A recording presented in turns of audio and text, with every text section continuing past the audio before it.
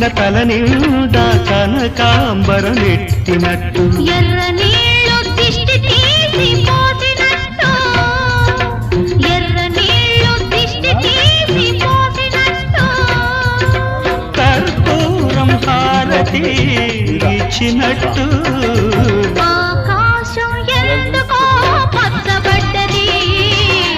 ఆ నడుమ బొట్టేమో ఎర్రబడ్డది